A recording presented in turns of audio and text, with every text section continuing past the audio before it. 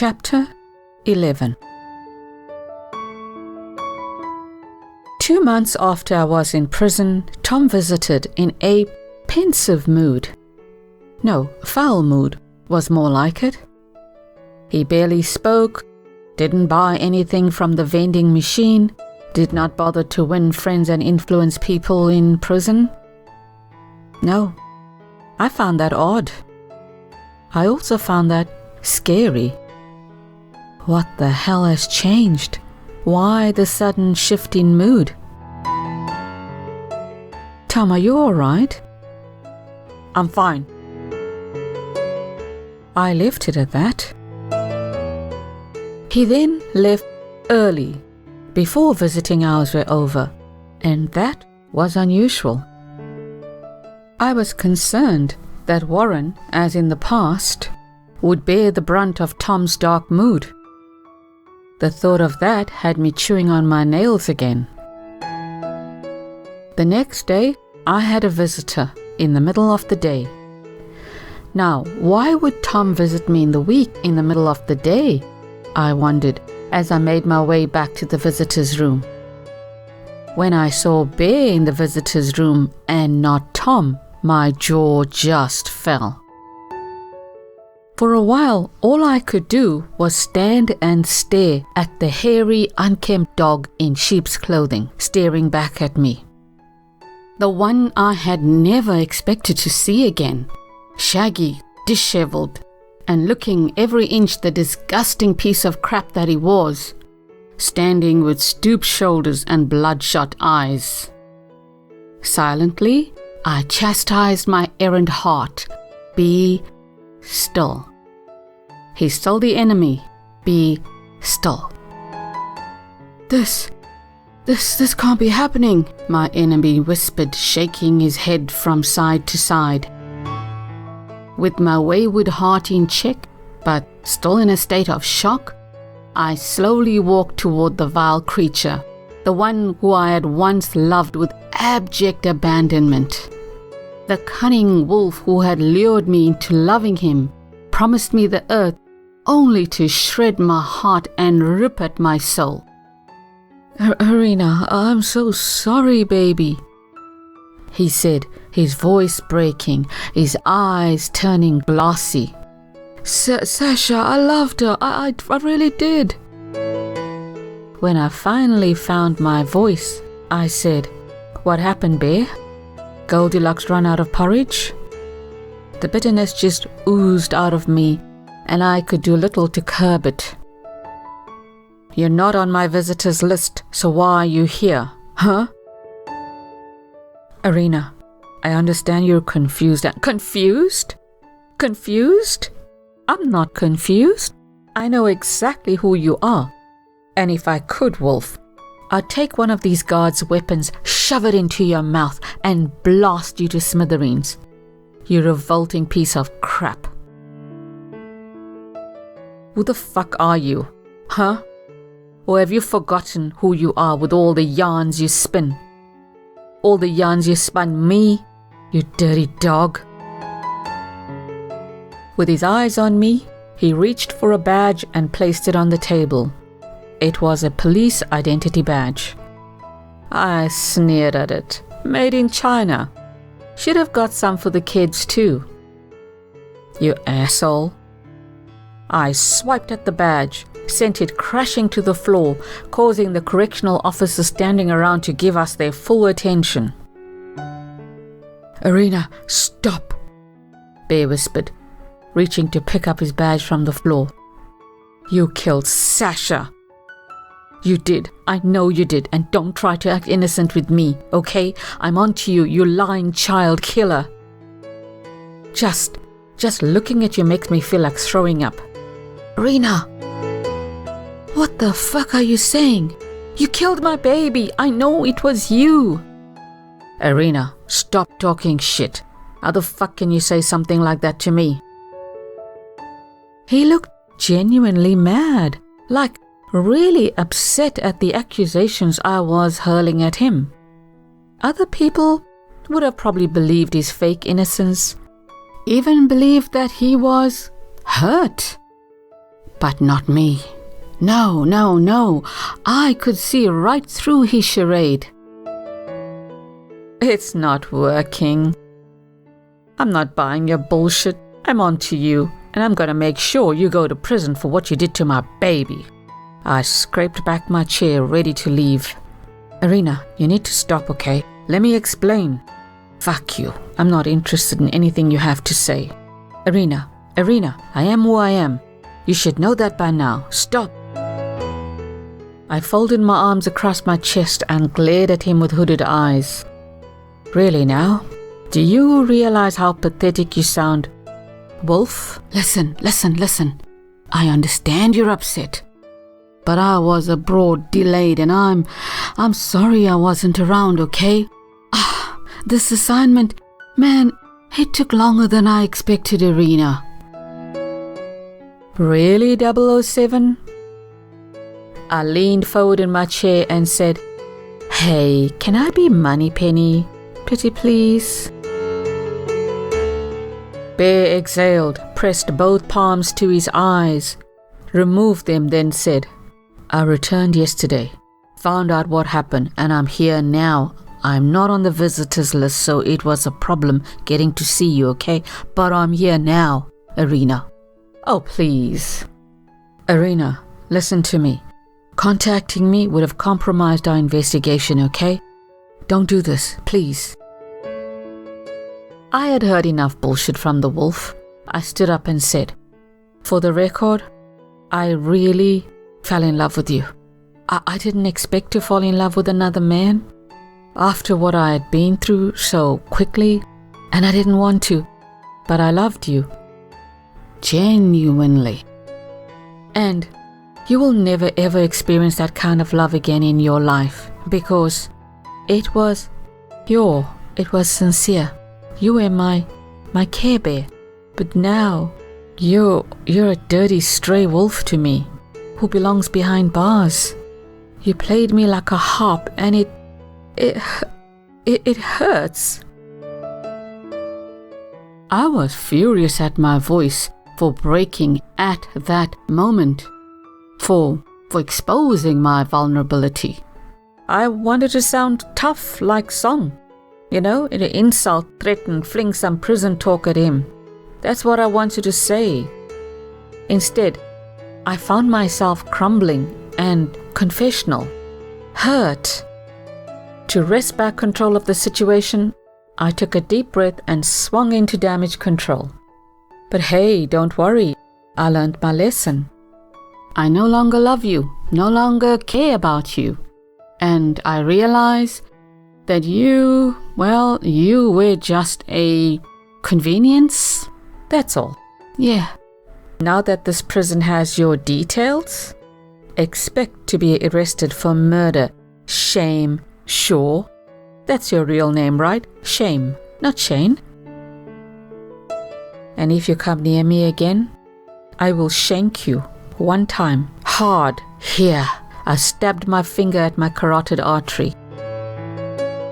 Irina, why are you talking crazy like this? What's got into you? My response was to stab my finger at my carotid artery several more times. Irina. He ran a hand slowly over his beard. And keep that beard. You look better in a mask, Wolf. You're that ugly. Inside and outside, you're really ugly. Ugh. Irina. I turned and walked away. Irina, stop. Irina. I walked over to a correctional officer and in a loud voice said, This is the man who murdered my baby. Please send his details to Detective Timms so that he can be arrested. Also, I want him off my visitors list. When I entered my cell again, I just fell to pieces, lay on my bunk and sobbed. How could he act so sincere after hurting me the way he did? Where is his heart, his soul? Why do I get entangled with all these soulless creatures? Why does he think he can walk back into my life and spin me more yarns? And that I will just believe him? What more does he want from me? Hasn't Tom paid him enough?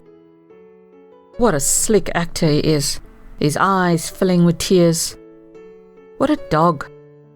These men and their Broadway shows. Man, I hate you, Bear. I hate you with every fiber of my being. Then I turned on myself. How could you? How could you unravel at the sight of him after all that he's done to you? And you, heart, how dare you betray me like that? Doing gigantic cartwheels like you were, well, happy to see him. What about, what about our disappointment? His deliberate deceit? His heartless, heinous crimes? What is wrong with us? I felt unabashedly ashamed of myself for feeling the way I did.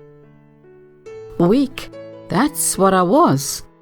To allow myself that glimmer of excitement at the mere sight of him? Weak, I tell you. After the severe scolding from, myself, I turned my attention back to Bear. Every dog returns to his vomit, right? Some wise old women who, like me, had probably suffered various and numerous disappointments in life, had once said, well, she was right. My big mistake had made the mistake of returning to view his handiwork, and I hoped that I had managed to hurt him sufficiently. I really hoped so. Anyway, I was done with shame, sure. Ashamed, sure. Seeing him again, telling him how I felt, being open, raw, honest, and even brutal. It was all good, cathartic even. I feel lighter after that, I told myself. At least now I could close that chapter of my life. Later that day, to my surprise, I get another visitor. Maybe it's Tom, I think. Maybe it's Detective Timms. Maybe they've arrested Bear. I slid out of my bunk and smoothed out my hair. Remember when I said I felt lighter after telling Bear off? Well, that wasn't altogether true, because hours later, the tears still streamed. I loved Bear so much that, despite everything, it was hard to accept that what we had was a mammoth lie. More jagged shards of glass surrounded my already broken heart and added to my pain, so the tears just continued. Anyway, since life was supposed to go on, I dried my tears, quickly washed my face, and made my way to the visitor's room. To my surprise, I was shown into an interview room. Okay, so it had to be Detective Timms with news. He's arrested Bear. I was excited. To my surprise, it was Bear seated in the interview room. No, not you again. Bear pointed behind me. I turned and looked into the faces of Detective Timms and Captain Warner, both pressed against the wall, both looking strangely nervous. I frowned at the sight of them. Captain Warner will explain, Bear said. Give him a chance, baby. That made me so mad, him calling me baby. Who the hell did he think he was to take such liberties with me? Don't call me baby, I hissed, my index finger darting at him. Don't you ever call me baby again. Bear stared at me for a moment before he said, okay. Then added in a somewhat defiant voice, baby. Don't, I cried. Baby, baby, baby, he taunted. Stop it, Bear. No, you stop it, Bear said. I'm sick of you talking shit to me, okay? I'm sick of you, I shot back. Okay, Captain Warner said, walking over to us. Enough, you two. Let me speak. Here, let the man speak, Bear said. in a cheeky voice. He was being unusually cocky. Why? Why isn't he acting like someone who is about to be arrested? Confusing. Really confusing. Shut up, Bear, I hissed. No, you shut. Enough, Captain Warner said. Mrs. Porter? She's not Mrs. Porter anymore, Bear said. Call her Arena. Shut up, I whispered to Bear. Arena, Captain Warner said. Please give me a minute. He gestured to the chair. I looked at Detective Timms, who had said nothing so far, but looked a tad exasperated. He threw both hands up in the air. Slightly embarrassed, but still highly confused, I shuffled to take a seat opposite Bear, then sat on the edge of my plastic chair, my hands in my lap. Mrs. Porter, Arena, Captain Warner said. I just want to apologize for misleading you. Officer Shane Shaw, or Bear as we call him, he's one of my finest, and I was protecting his life when I told you what I told you. Okay? Right now, I cannot go into details. Wish I could, but I can't. Sorry. But I can confirm one thing. Shane Shaw is a cop with us, and you should believe all that he's told you. I was having immense trouble processing his explanation, and when I opened my mouth to speak, he flashed a palm at me and said, Please hear me out. Detective Timms is now in the loop and he can confirm what I am saying.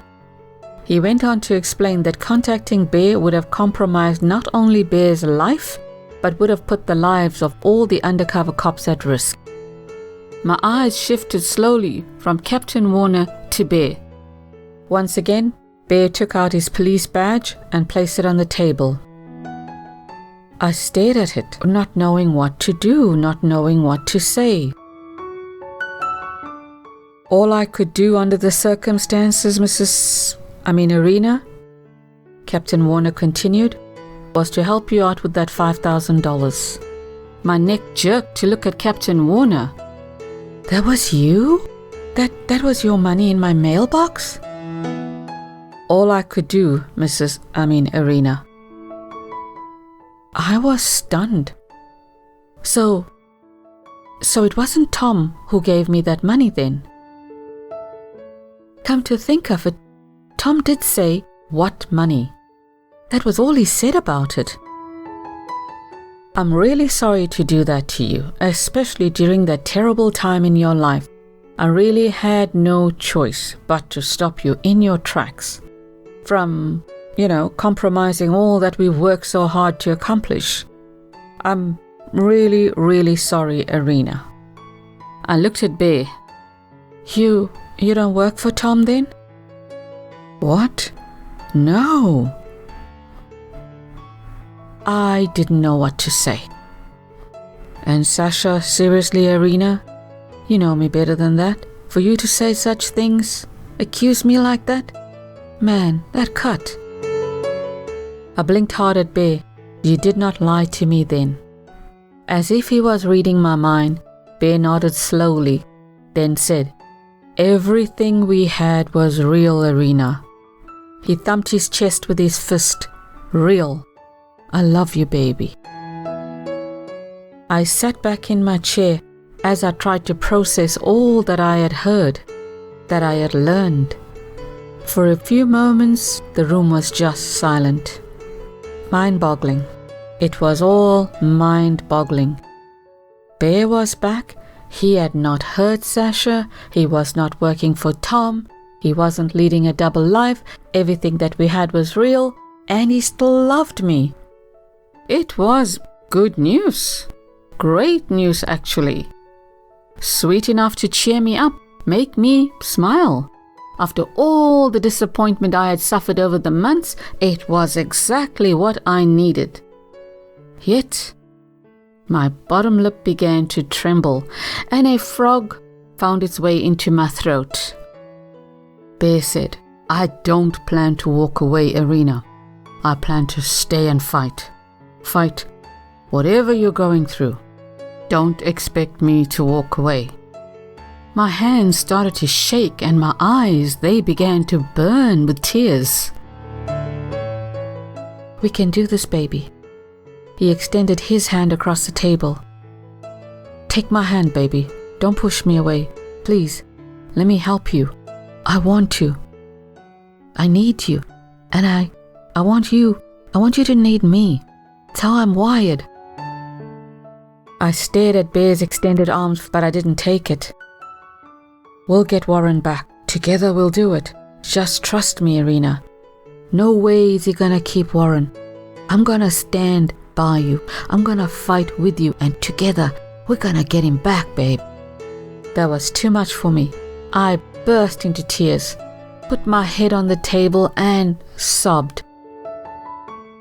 Bear hadn't duped me. He was real. All his promises and declarations were genuine. He wanted to stay despite everything. He wanted to stay despite all the drama I bring, all my baggage. Bear wanted to stand by my side and fight with me, despite the fact that he would never shake the label of being a person of interest in Sasha's death. He loved me enough to want to stay. I felt worthy. After months of self-doubt and self-chastising, I felt worthy and loved. I was no longer alone. I had my Care Bear by my side once again. I was going to be okay. Warren and I were going to be okay. When I looked up, Captain Warner and Detective Timms were nowhere in sight. Just Bear, a correctional officer, and me. I needed you so much, Bear. I needed you to hold me. I needed you to tell me that I'd be okay, Bear. I needed you so much. Bear hung his head, and when he lifted it again, his eyes were full of tears. Baby. He shook his head from side to side. Baby, to see you like this, here, after what you've been through, oh man. I nodded slowly, and for a while, we battled tears and sorrow together, despite us not being allowed to touch each other. Weeping together, it made me feel as if his arms were around me. In my bed that night, I tossed and turned, unable to sleep, alive with excitement. Bear was back. Wow. I couldn't wait to tell Warren. Bear is back and he loves us, Warren. The look on Warren's little face, I could just imagine it. I couldn't wait to tell Song. Bear is back, Song. And he had nothing to do with baby Sasha's death. Nothing. 100% he didn't. Fatima, I've got to tell her. Shane, sure? He is real, Fatima. And no, he does not work for Tom either. Yeah, it's all a misunderstanding, guys. Bear, he loves me. He does. He's loved me all along. Never stopped. And he wants to fight for me. And with me. He wants to stand and fight with me to get Warren back. And he has a plan too. Yeah. I felt lifted, like I was levitating. I had been wallowing in despair for so many months, isolated in a dark, damp cave. Suddenly, I see light peeping through the cracks. It wasn't just a ray of light. Oh no, it was a ray of hope. Heartened, that's how I felt, heartened. For the first time since Sasha's death, I slept through the night. Yeah, I guess hope can sometimes double as a sleeping pill.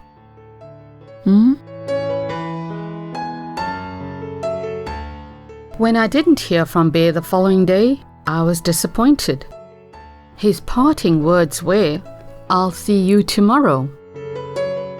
What could be so important that he couldn't find an hour to visit me? Amy. Must be Amy, I thought, trying to be understanding. Of course, it would be Amy. They hadn't seen each other in months. My mind pondered Tom and his shifting mood. For no tangible reason? Or was he sour mood because of Bear's return? Did he know? Was he privy to the happenings in Bear's life? Was he expecting him to visit me? Anticipating it? Feeling threatened? If that was the case, the question was, how does he know all of this? Is he having me watched? Is he having Bear watched? It was a worrying scenario because I feared for Warren's well-being. That $5,000, that must have tipped off Tom, I thought. He must have realized that someone had given me money, and he conveniently pretended that it was him. He was Sasha's father. He would have known that my boyfriend, who had mysteriously disappeared around the time of her death, was being investigated. Had he been in touch with Detective Timms? If he has, then he'd have more information on Bear than I had. The question was, what was he going to do now that Bear has returned? Hold it against me? Punish me for loving another man? I chewed on my nails as I thought about Tom, Warren, and what the future held for us. What Tom had in store for us. For he was in control of our lives. He had full control of our lives. Let's not forget that. But I couldn't allow those thoughts to fester in my mind because they definitely would. And they would overwhelm me. I would handle them later when the situation arises. For now, I would think about Bear. He was back and he loved me. I couldn't wait to hug him. Late that afternoon, a correctional officer entered my cell and said, "Roll up, Butter, you're going home." I was shocked. I didn't move. I just stared at her.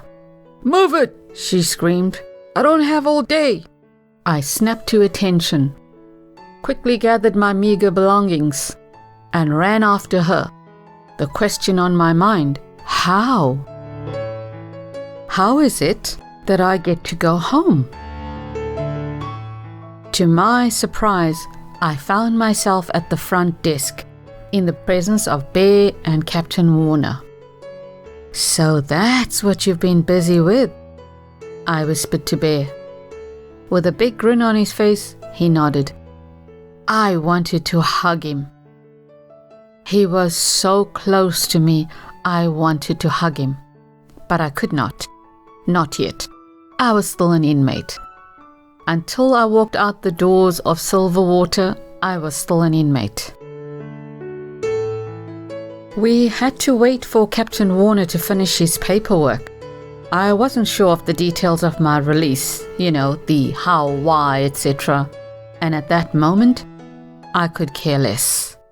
All I was interested in was the when. Was it now? Captain Warner eventually did explain.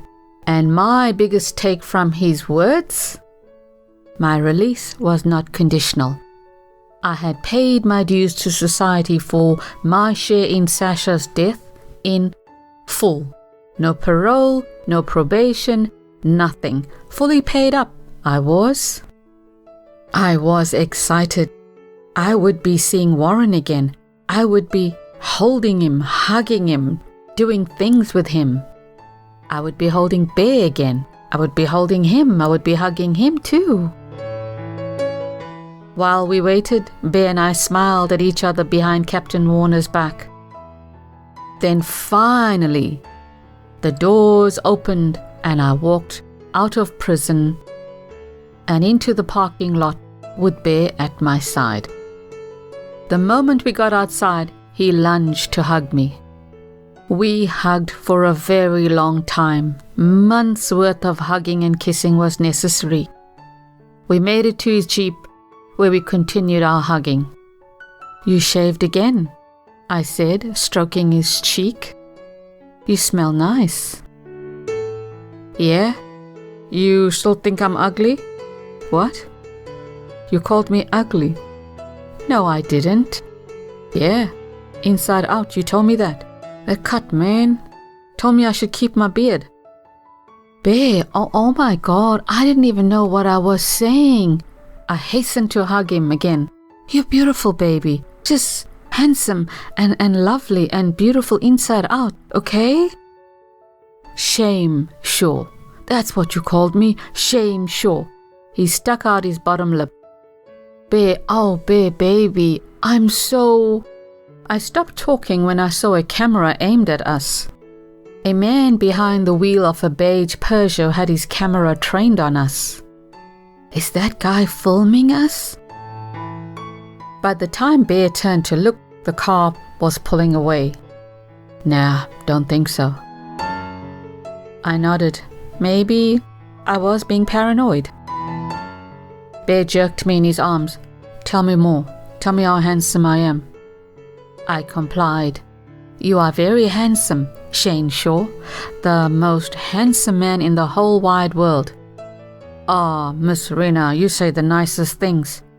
I do. "And just to be clear, you're not gonna shank me?" "What? On the neck one time hard?" "What? I didn't say that." "Who did?" Song?" "Ah, okay. Now, say you love me."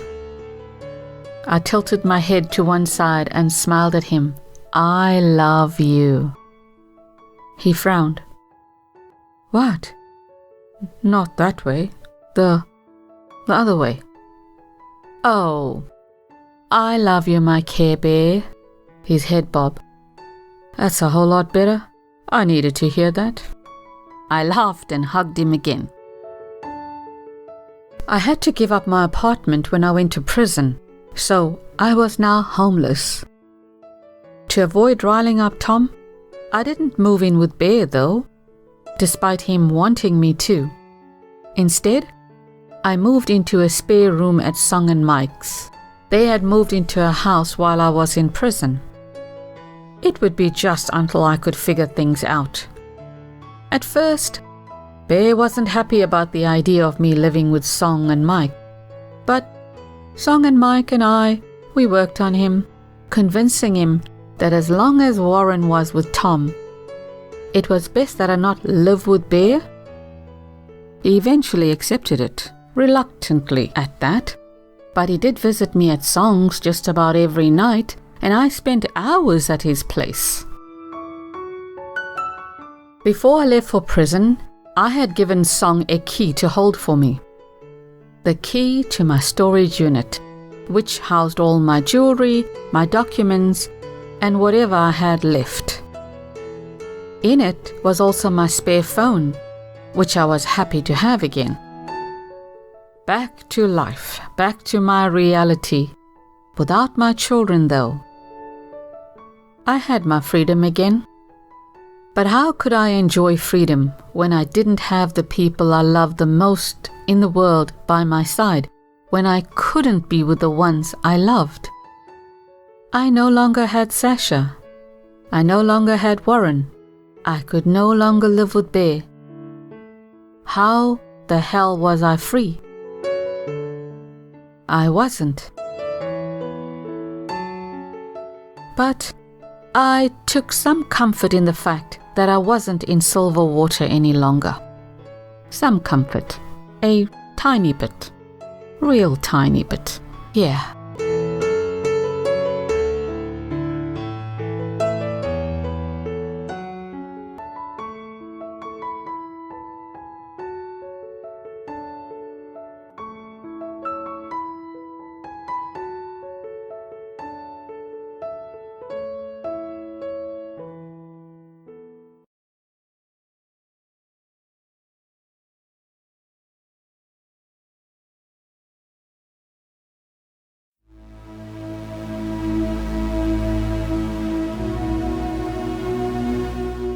Chapter 12.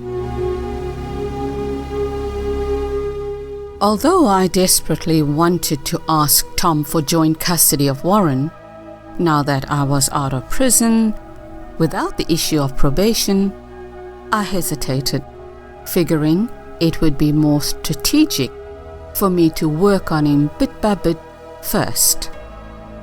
Loosely interpreted, I was scared to ask and be denied by Tom. I was scared that he would get mad at me for asking. Yeah, I was afraid of Tom, period. Although, whenever I wanted to see Warren, Tom freely allowed it, providing he was there, only if he was there. I hated that. But, not wanting to cause a problem, I accepted it. The thrill on Warren's face to have me around, the feel of his little arms around my neck offered me some comfort. He then tried to add to my comfort by saying, "I'm happy here, Mom. Everything is fine." I was supposed to be relieved by his words, but I wasn't. Which 5-year-old talks like that? In such a scripted manner. "I'm happy to be here, Mum. Everything is just fine." Huh? I knew my son. I knew that he was not happy living with Tom. Sure, he would try and act happy, try to assure me that he was okay living with his monster father, and that I didn't have to worry about him. But I knew that he was faking it to prevent me from worrying. I loved my son for that, for trying to protect me, and I played along. But those fat, silent tears rolling down his cheeks each time I said goodbye belied his lilting words. Even if he didn't cry, just seeing him wearing shoes all the time, neatly dressed in matching clothes from dawn to dusk, living in a house as neat as a museum, jumping each time he heard his father's voice, there was no way he could be happy. No, and that caused my heart to just splinter. "Soon, baby," I whispered, wiping my son's tears with my hands. "Soon." In prison, all I had was a photo of Sasha. So, even though I grieved for her then, it was different when I returned home, where I was surrounded by reminders of the baby I had tragically lost. Seeing her clothes, her little pink hairbrush, her tiny shoes that she would never wear again, inhaling a baby's stuff, hearing her voice in videos calling me Mum and me even answering, ripped at my soul and caused me to drown in sorrow. Yet, I could not bear to part with any of her stuff. I had to have them around me at all times. I found myself staring at children who would be around Sasha's age, studying them, until a mother would hastily pull their child out of my frightening gaze. When Amy talked to me, instead of responding to her, I found myself scrutinizing her. Bear had said that Sasha looked like Amy when she was a child. So, would Sasha look like Amy when she was 5? I stroked Amy's hair, touched her face, hugged her too, just like I would hug Sasha if she was alive. "I want to go to my dad," Amy said, pulling away from me, a scared look on her face. My grief was so overwhelming, so debilitating, that some days I found myself simply unable to get out of bed. Many days Bear would take sick days off just to feed me, dry my tears, put lip balm over my lips cracked from hours of crying, force feed me, help me shower, and just nurse me during my bouts of unabashed grief. It's really hard to have a lover or a boyfriend when you are grieving, because grief it's a solo journey. Even if you grieve with your partner or spouse over shared loss, you both still grieve differently and need to do this alone. So, I didn't want Bear around. Much as I loved him, I did not want him around. I said, Bear, I can't be there for you anymore. I am not whole, Bear. I'm not the same woman you knew. Why don't you just leave me, Bear? Go. Your whole life centers around me and my broken self. Just go, Bear. I won't hold it against you. I swear. You've done so much for me already, and I love you for it. But enough is enough, Bear. It's unfair on you, unfair on Amy.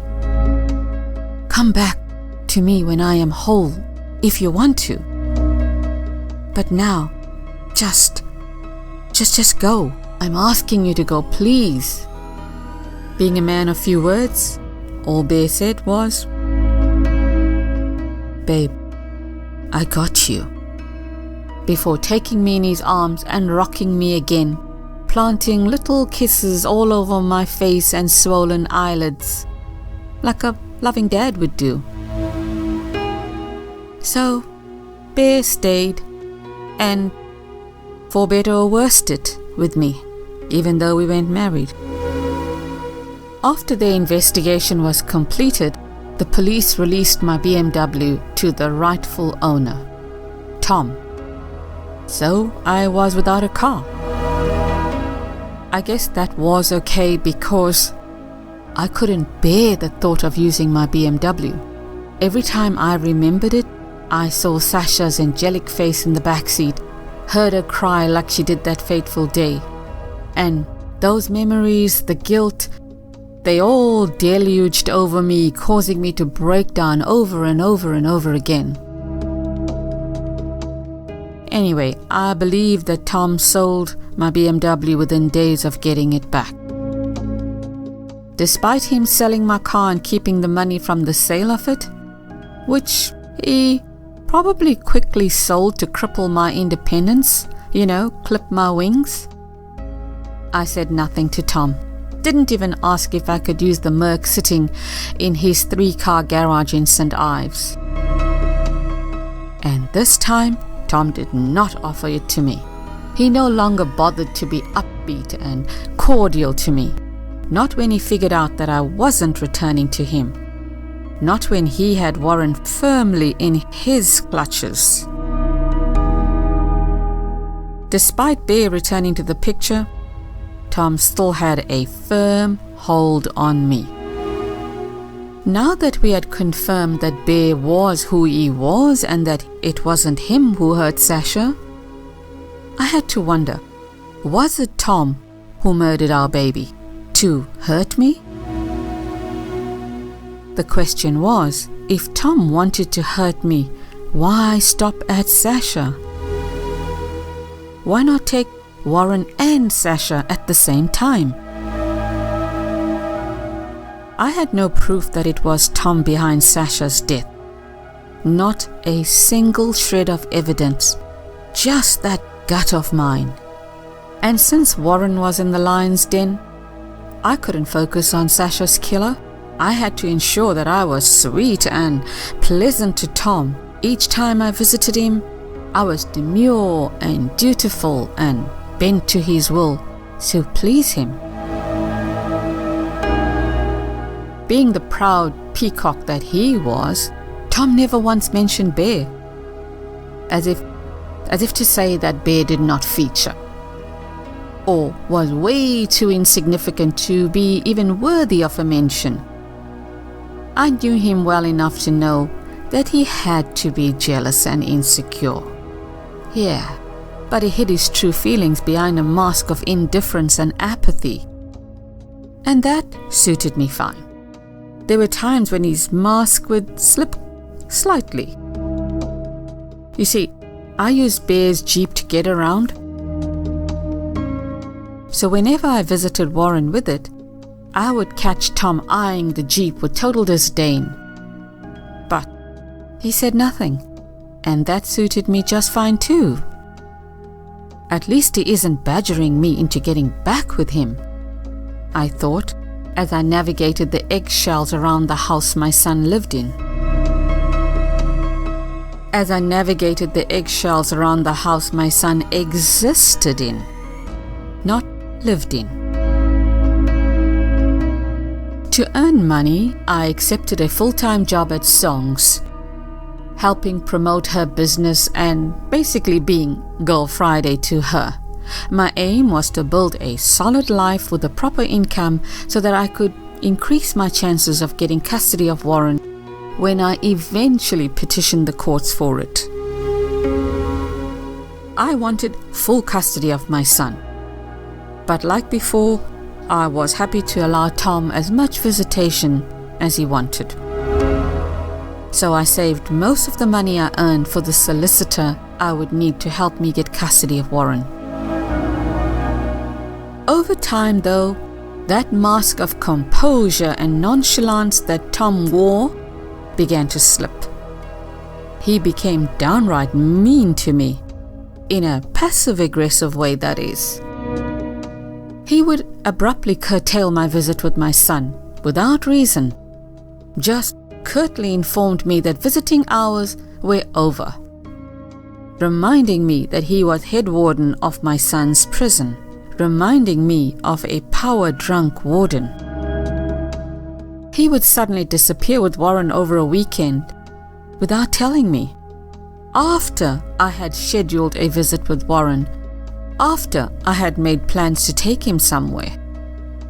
Tom would suddenly stop taking my phone calls, didn't bother to return them, and left me in a total turmoil.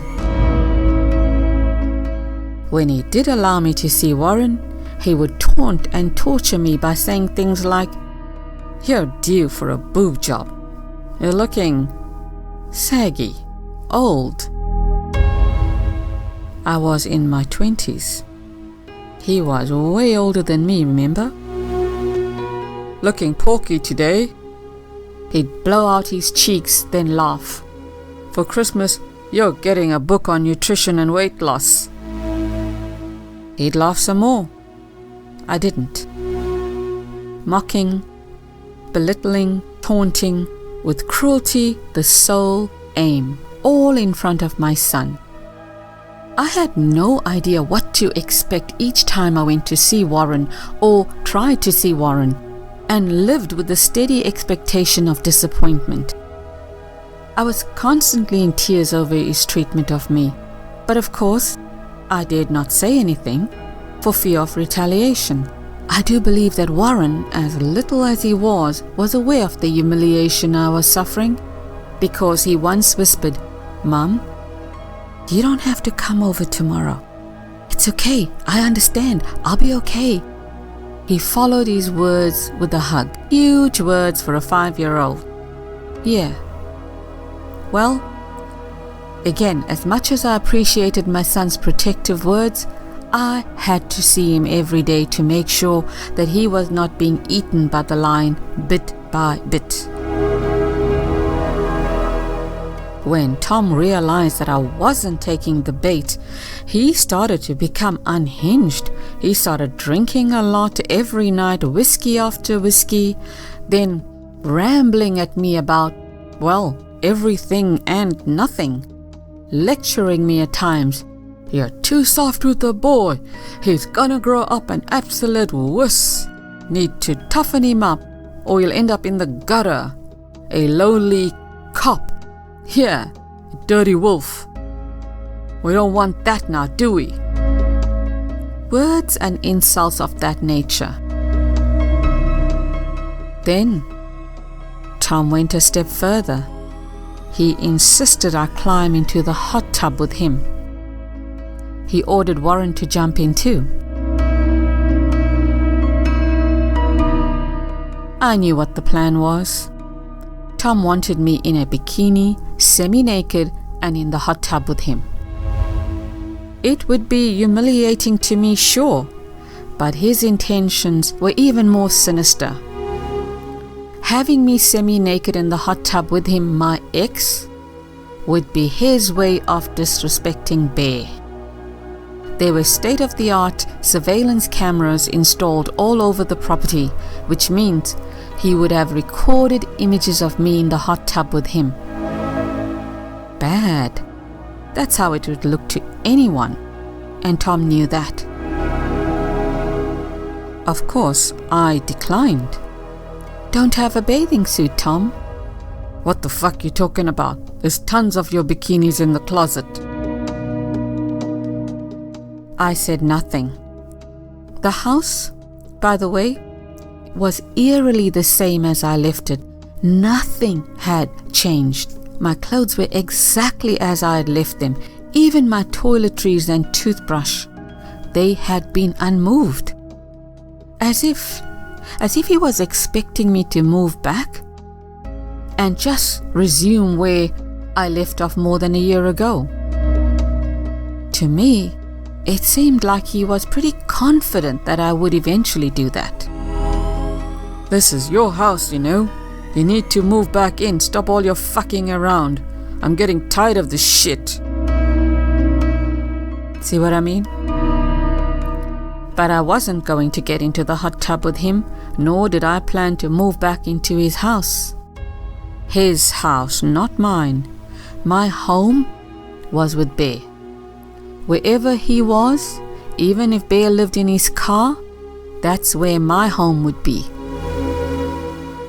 I would pay a price for refusing to get semi-naked in the hot tub with Tom. He retaliated by cutting short my visits. Visiting hours are over, he'd say within minutes of me arriving at his home. Just like that. So, the next time I wanted to see my son for more than 5 minutes, I was forced to wear one of my bikinis that I had left behind and climb into the hot tub with him, my abusive, hateful ex. At first, it would be Tom, Warren, and I in the hot tub. That wasn't that bad. After a couple of minutes, Tom would send Warren off saying that he needed to speak to me about important matters. That left me alone with drunken Tom in the hot tub. What choice had I? To keep the peace and to ensure that I didn't lose my privilege of seeing my son, I stayed behind with Tom and tried my level best not to show my humiliation, not to show how scared I was. Tom, what did you want to talk to me about? God, I love it when you say my name. What, Tom? Say it again. Say it. Say, Tom, I love you. Say it. Just once, please, for all time's sakes. Say it. I didn't want to utter those words, no. But did I want to see my son again? Of course. I had to make a decision. Then and there I had to make a decision.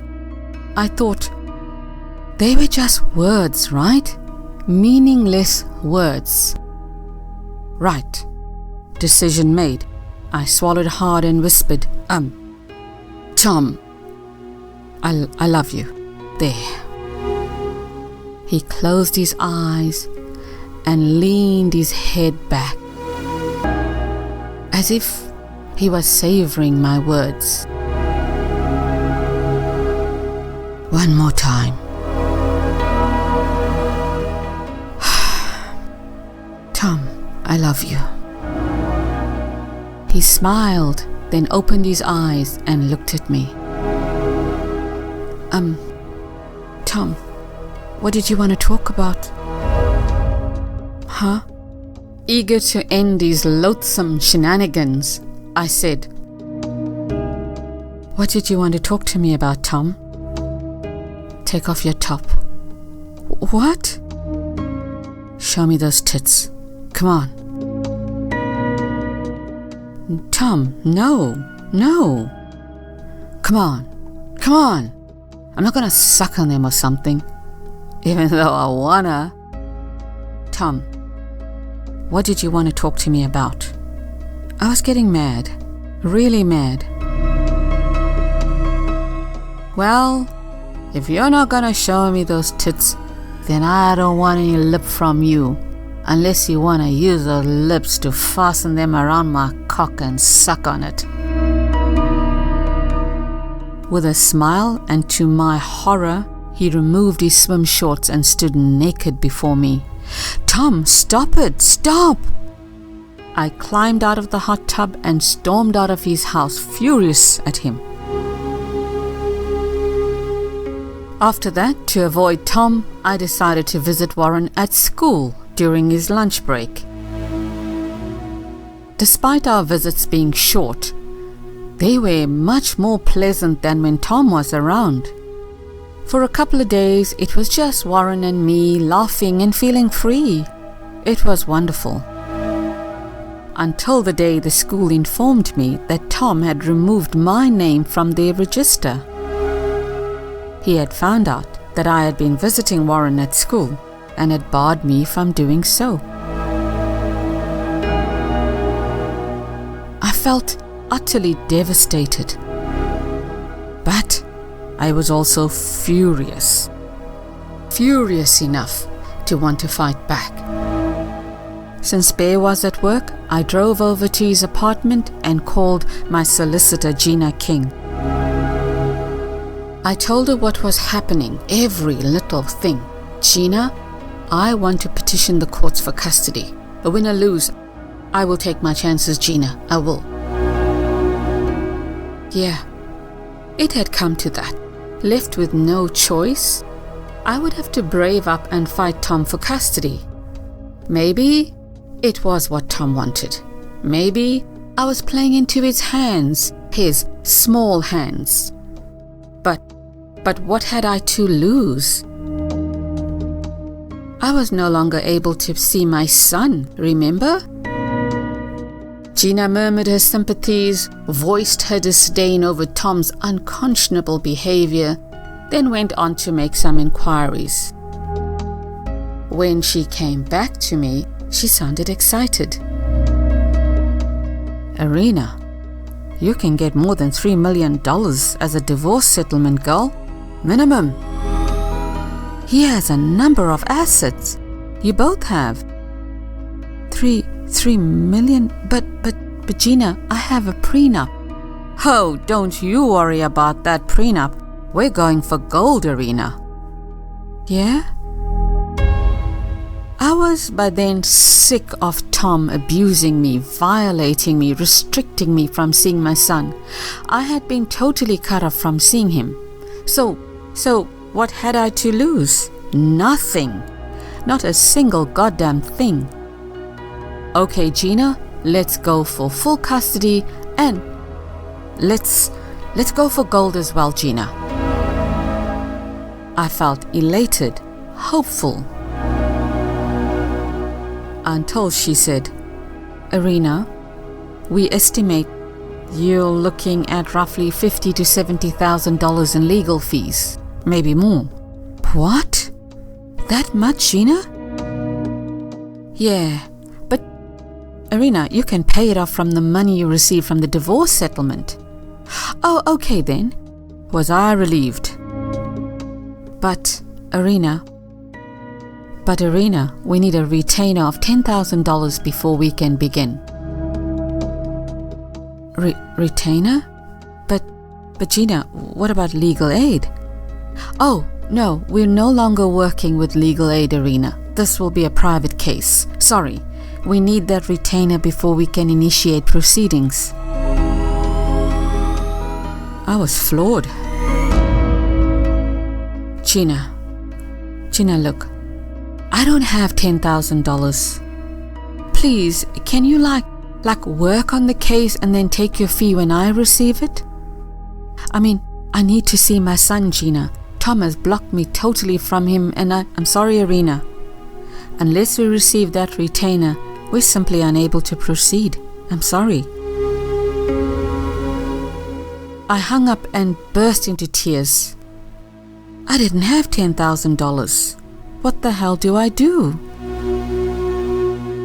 Arena? I turned and looked into Bear's face. I hadn't heard him enter the apartment. How long had he been standing there, I wondered. How much had he heard?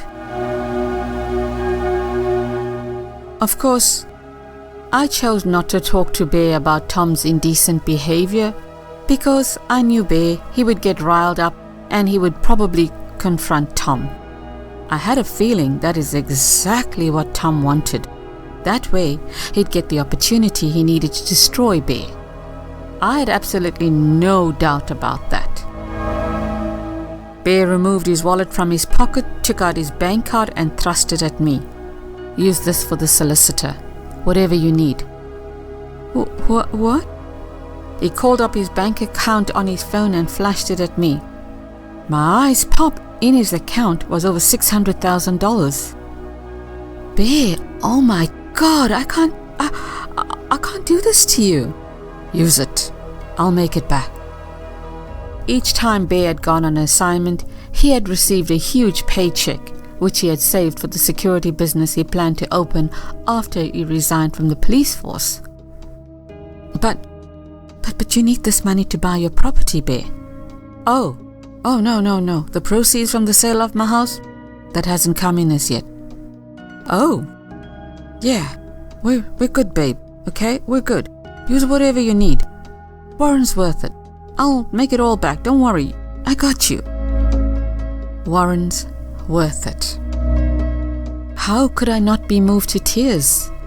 Bear was prepared to forego his dream for me and my son. What more could I want in a man? If that was not showing love, then what was? I had the same problem with Sarah, Bear said. She made my life a living hell, man, when it came to me seeing Amy. All I wanted to do was see my daughter, love her and be a dad to her. But Sarah, man, she tried her best to rob both me and Amy of that. I was forced to spend thousands and thousands on a solicitor fighting her. But you know, babe, eventually, I got my daughter. I got my baby girl.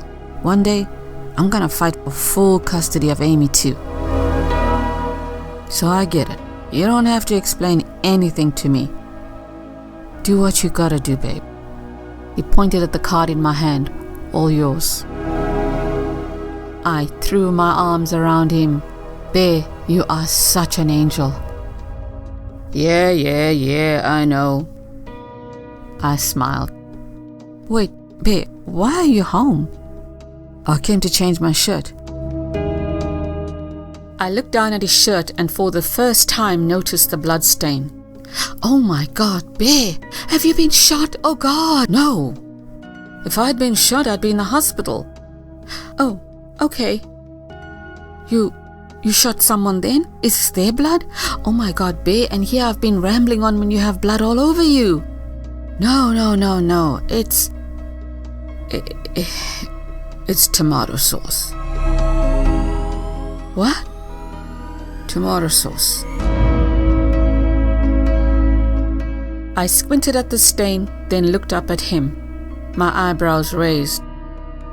Yeah, I was, He shrugged several times, then said, I was, eating a pie. I blinked rapidly at him as my heart rate slowly lowered.